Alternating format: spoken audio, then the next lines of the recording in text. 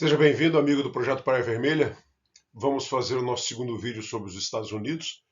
Portanto, se você não viu o primeiro, volte lá, assista o primeiro e depois venha para esse cá, porque esse aqui é uma continuação daquele, tá?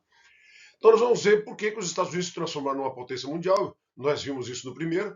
E hoje nós vamos ver o que a atuação dessa potência mundial internamente e no cenário externo. Tá? Então nós vamos seguir esse sumário aí, vamos ver as regiões campos, e os campos do poder. Primeiro, eu vou começar vendo as grandes regiões que os Estados Unidos subdividem. Então, a primeira região, e foi a primeira mesmo no tempo histórico também, é a região Nordeste, onde nasceram as primeiras colônias, né? Onde nasceu a colonização. É o principal, ainda é a principal concentração urbana e industrial dos Estados Unidos. Tá? A gente tem ali megalópolis, então tudo praticamente é emendado, praticamente tudo é perímetro urbano, com destaque aí para Boston, né? Boston e Washington. E ali fica também o Manufacturing Belt, também conhecido pejorativamente como Rust Belt, que fica a produção metalúrgica, né? Siderúrgica, minério de ferro, aproveitando o minério de ferro do Lago Superior e o carvão de mineral que ainda existe em abundância nos Apalaches. Então essa região é ainda mais industrializada, mas é formada por uma indústria mais tradicional. Né? Então ali também, evidentemente, o setor agropecuário ele fica reduzido, mas para abastecer essas grandes cidades, a necessidade de produção de produtos agropecuários ali nas proximidades, em particular a pecuária leiteira e os hortifruti para abastecer as cidades. Então, também é chamado de um cinturão de hortifruti granjeiros. Um destaque também para essa região é o turismo, em particular o turismo de negócios, com grande destaque para Nova York e a sua região. A região sul e sudeste, nós temos ali já um setor industrial mais novo, mais recente, o setor aeroespacial, onde fica a NASA, ali no Texas, né? Então, e temos ali também um grande bovino, uma criação de bovinos com alta tecnologia, tá? Então, aí a criação bovina é bastante desenvolvida e bastante modernizada. A agricultura também, ali nós temos com destaque para a agricultura, produtos mais subtropicais, né? Evidentemente o clima ali é mais subtropical, então muita laranja, cana, algodão, produtos que são mais compatíveis com as regiões mais subtropicais. Nós temos também uma grande quantidade de petróleo que é extraída no Golfo do México e na região do Texas, e aí, evidentemente, junto com o petróleo, que é o que falta bastante no Brasil, né? Um setor petroquímico e petrolífero bastante desenvolvido, onde existem ali as refinarias e o petróleo já sai dali pronto para o consumo, né? E também na Flórida dá para destacar ali, ó, o Mickey ali, vendo ali um dos parques turísticos mais famosos do mundo. O turismo ali também merece bastante destaque como fonte de renda. No meio oeste, aí sim, é a principal área agrícola do país, tá? A bacia do Mississippi e Missouri, uma bacia extremamente fértil, nós já vimos com uma planície muito grande e terrenos perfeitos para a implementação de um setor agropecuário bastante desenvolvido. Os cinturões aí se destaca-se aí o cinturão de trigo e o cinturão do milho. E esse esquema de cinturão, ele merece ser destacado porque quando você monta uma região especializada em determinados produtos, você monta toda a cadeia produtiva naquela região. Então, o milho, por exemplo, ele já sai de lá enlatado. Né? Ele já sai, ele é plantado, é colhido, toda a questão de fertilizantes, toda a infraestrutura necessária, adequada para prestar o apoio ao agricultor e toda a industrialização também com o foco. Então, esse esquema de cinturão, ele logisticamente, ele é sensacional. Tá? Ele economiza muito e ainda se aproveita dos rios para o transporte até os portos e exportação. Então, esse esquema de cinturão é extremamente interessante para a produtividade, né? E lucratividade, principalmente. Aí também, então, caracteriza assim, a indústria, a agroindústria e a agropecuária trabalhando em conjunto. Já no oeste, nós temos ali o surgimento das Montanhas Rochosas, com destaque para a mineração, né? Na história, vocês devem ter lembrado da corrida do ouro, existiu a corrida do ouro, né? Então, ali realmente muitos metais preciosos e não preciosos, mas antes de chegar nas montanhas mesmo, nós temos uma pecuária com menor produtividade, mas ainda bastante forte, bastante pujante, que é uma pecuária ali no meio oeste para o oeste. Né? Então a pecuária ali já é uma pecuária mais extensiva, com estepes, pradarias. Ali também possui um grande potencial hidrelétrico, né? Então também dali bastante aproveitado, em particular o Rio Colorado e o Rio Colômbia. Eles chamam pejorativamente também de Ranching Belt. Já no extremo oeste, na costa oeste, existiu novamente uma segunda parte do Sunbelt, né? Novamente indústrias de grande tecnologia, né? O conhecidíssimo Vale do Silício, tá? E então ali as empresas mais valiosas e pujantes do planeta, que são as empresas do ramo de tecnologia, né? O estado mais populoso ali do país é a Califórnia, e a economia ali é bastante variada, com destaque ali para Los Angeles, Hollywood, né? Produção cinematográfica também gera uma grande fonte de renda para essa região. Bom, no campo econômico, nós vamos abordar a principal essência, vamos começar pela principal essência da economia dos Estados Unidos, o sistema de livre mercado. Ele facilita tudo. Tá? Tudo. O governo norte-americano interfere muito pouco nas relações econômicas. Isso vai ter várias consequências para a economia, elas são extremamente positivas. Então, não tem nenhuma dúvida, e isso é centenário, mais do que centenário. Então, isso possibilitou que as iniciativas sejam tomadas e o crescimento econômico realmente seja extremamente pujante desde o começo. Tanto para a agricultura, como para a pecuária, como para. Livre mercado. Taxa de juros, produtividade, investimento, livre mercado. No setor primário, então todos nós já sabemos, é só uma revisão mesmo, tá? A agricultura extremamente mecanizada, produtiva, rentável, tá? Por incrível que pareça, é o maior exportador de alimentos do mundo e é o maior consumidor também, né? Não, acho que a China agora já deve estar consumindo mais, né? Mas é o maior produtor de petróleo, gás natural e, como nós já falamos aí, o sistema de cinturão continua funcionando. Aqui um exemplo mais claro do sistema de cinturões, analisando o mapa dos Estados Unidos inteiro aí, né? Então os cinturões aí tá bem delimitado. Quem quiser dar uma olhada melhor, dá uma paradinha no slide e dá uma fuçada aí. Tá bem marcadinho aí onde estão os cinturões e o que é o esquema principal da economia norte-americana.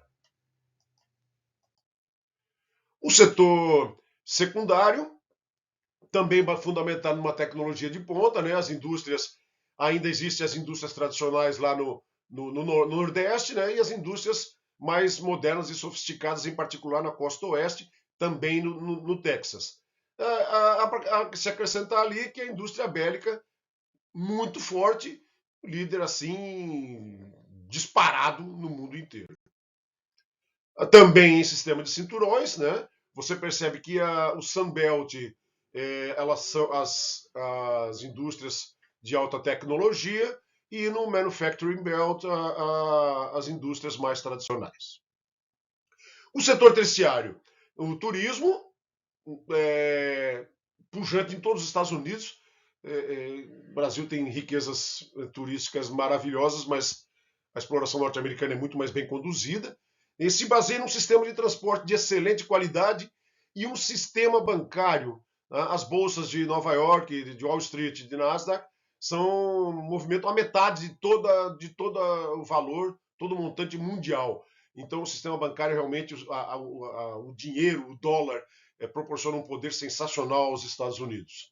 Tá? O sistema rodoviário e ferroviário é muito claro. Veja o sistema rodoviário, você não consegue enxergar um palmo que não seja coberto por uma estrada, no mínimo, razoável. E o sistema ferroviário, se você for comparar com o do Brasil, você tem pena, né? Você tem dó. De fato, o sistema ferroviário deles liga de norte a sul, de leste a oeste, em várias opções. Então, os trens são uma opção muito mais barata de transporte, né? Quando não é hidroviário, é ferroviário, para transporte da produção. Isso proporciona uma vantagem bastante grande para o sistema, todo o sistema econômico norte-americano. No campo da ciência e tecnologia, você já deve estar esperando, são líderes no campo da ciência e tecnologia no mundo inteiro. Né? 40% de toda a despesa mundial com pesquisa e desenvolvimento científico está nos Estados Unidos. E mais, 70% de todos os ganhadores do prêmio Nobel, tá, estão nas universidades americanas. Tá? 30 das 40 universidades mais prestigiadas do mundo estão nos Estados Unidos. Tá? E muita gente, a captação de mão de obra de qualidade. Né? Então, se você tem um trabalho e você realmente é especialista, você normalmente vai conseguir um emprego bom lá nos Estados Unidos. Né? Então, a captação de mão de obra ela é muito forte e contribui muito. Os Estados Unidos sempre souberam aproveitar isso muito bem, né? Seja a mão de obra barata inicialmente, seja a mão de obra especializada agora. Bom, no campo psicossocial, nós temos talvez onde os Estados Unidos sejam um pouco mais menos eficientes, vamos dizer assim, né?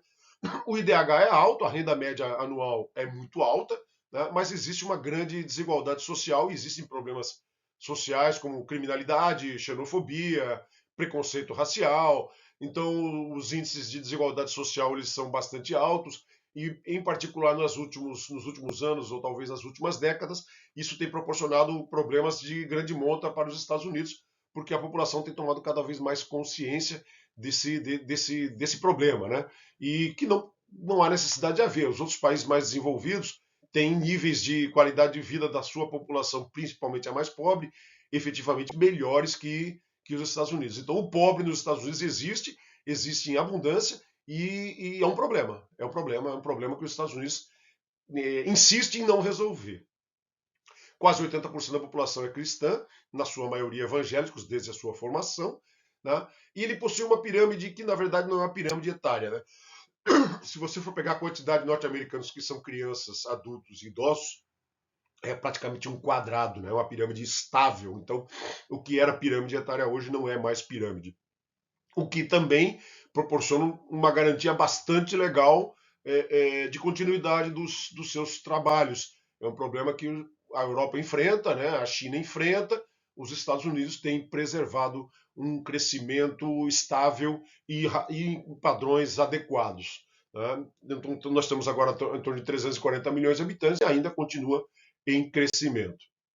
No campo político, aí é que eu acho que é mais importante para nós temos coisas muito interessantes para a gente analisar no campo político dos Estados Unidos e que talvez a gente não se dê conta. Né? Primeiro, evidentemente, a impressionante estabilidade interna. Né? Um regime democrático histórico, permanente, eficiente, sistema judiciário funcionando, sistema executivo funcionando, legislativo também, e raríssimos são os casos de problema. Ainda eu particularmente considero, mas eles gostam assim daquele sistema eleitoral, eu acho horrível, mas eles fazem daquele jeito, funciona, é respeitado e tem funcionado assim. Quem sou eu para dizer que é ruim, né? É, e aí, no campo político, então você pode colocar que a influência internacional norte-americana é gigantesca. Se a econômica também já é gigantesca, a influência política também é muito clara. Né? Você pode perceber que na Ásia, aqueles países que circundam ali a Rússia e a China recebem apoio do guarda-chuva político e militar norte-americano se confundem. Né? Você tem, nos países, curiosamente, até estou adiantando a parte militar aqui, curiosamente, as bases da Marinha norte-americana estão justamente naqueles países ali, Taiwan, Japão, Filipinas, são países que têm um arco que praticamente fecharia a China em caso de conflito, o que é um problema muito sério para a China. A gente pode vir a falar nisso mais tarde de novo. Se você olhar o mapa, você vai ver que o Japão e as Filipinas ali fazem uma espécie de barreira natural que, com grande chance de barrar a saída da marinha chinesa. A grande. Não, é na Europa uma influência enorme com a OTAN, indiscutível, a gente já falou sobre isso, já estudamos, não precisa voltar no assunto, né? No Oriente Médio, uma atuação diplomática e política permanente, não só com o apoio a Israel, que é permanente, como uma atuação diplomática que evita a coesão. Né? Então, uma hora está lutando contra o Iraque, uma hora está lutando no Afeganistão, e sempre a atuação diplomática é no sentido de se evitar um grande conglomerado árabe sob a égide muçulmana, que poderia vir a ser um grande problema para as relações externas norte-americanas. Né? Na América, apoio, às vezes a gente não entende, mas um apoio a lideranças ambiciosas e corruptas. Né? Para a América do Sul e a América Latina, os Estados Unidos meio que vão cozinhando em banho-maria. Né? Ele não precisa você investir pesado para eles se destruir, eles conseguem se destruir sozinho. Né? Então, lideranças corruptas, narcotráfico e todo aquele problema, você não surge uma liderança com capacidade para enfrentar os Estados Unidos. Então eles vão tirando vantagem disso, daquilo, no que puderem, e nunca seremos problema para os norte-americanos. Essa é a triste realidade. A liderança econômica, então, se garante por causa da liberdade financeira, e mesmo que você coloca a China como potencial adversário em breve, você vai ver que, mais da metade das reservas mundiais de todos os países estão em dólar. Né? A China não tem um sistema de livre mercado, não é confiável, embora o desenvolvimento seja permanente há várias décadas, o sistema político não inspira confiança. Então, não me parece que a curto ou médio prazo a China possa vir a enfrentar economicamente e politicamente no nível mundial aos Estados Unidos. Não me parece. Tá? Não me parece para muita gente, então é bastante interessante essa observação. Os Estados Unidos têm um grande problema, que é um problema que está em processo de agravamento há muito tempo, que é o déficit na balança comercial. Já fazem cerca de 70 anos que a balança comercial é deficitária, exporta muito, mas importa muito. O custo de vida do cidadão norte-americano é muito alto, ele quer comprar tudo do bom e do melhor, ele tem um poder aquisitivo grande, traz do exterior e a balança comercial acaba se tornando deficitária. Na prática, o que acontece? Os americanos estão devendo para o mundo, ou o mundo está financiando o nível de vida americano. É isso. Tá? No campo militar, nós já falamos alguma coisa, mas evidentemente ela possui a maior força armada do mundo. Metade do orçamento mundial está nas Forças Armadas, voltado para a defesa, está nas Forças Armadas norte-americanas. Ela tem como grande preocupação a conquista dos mares, até por sua característica, ela domina os 2 oceanos. Né? Então as Forças Armadas norte-americanas têm uma prioridade maior para a marinha, e eles acreditam, até porque a parte continental é isolada por 2 oceanos. Se você tiver uma marinha extremamente eficiente, ninguém vai dos Estados Unidos, porque para baixo não tem adversário, para cima também não tem. Então, dominando o Pacífico e dominando o Atlântico com uma marinha de guerra extremamente forte, você está seguro. Você vai entrar na guerra só se você quiser. E é isso que é a grande vantagem dos Estados Unidos. Enquanto os conflitos se dão hoje em dia mais na África e na Ásia, há pouco tempo atrás mais na Europa, os conflitos na América do Norte praticamente inexistem. A América do Norte, há muito tempo, né? A América do Norte entra nos conflitos em que ela deseja entrar. Tá? Então, essa liberdade de não ter combate em seu território é uma vantagem gigantesca perante todo mundo. Tá? Então, agora, os Estados Unidos, ele tem uma liderança mundial. Então, essa liderança mundial torna-se os empregos das suas Forças Armadas extremamente diluído. Você tem Força Armada em todos os continentes, em todos os cantos do mundo. Isso é muito caro. Né? Isso é muito caro, muito oneroso, tá? E exige preocupação permanente e exige o estabelecimento de alianças também permanentemente. E os Estados Unidos fazem isso com uma grande maestria, se aproveitando do seu poder econômico. Quem não quer se aliar militarmente aos Estados Unidos, certo? Atualmente vem surgindo novos atores com tecnologia bastante avançada, o que pode sim, em médio prazo, comprometer essa liderança absoluta dos Estados Unidos. Então, existem lideranças na Europa, na Ásia, que estão, tipo assim, colocando as manguinhas de fora. Né? É uma preocupação, é uma possibilidade, e talvez a gente tenha novidade aí nas próximas décadas. Ok, gente? Era isso. Forte abraço, até a próxima.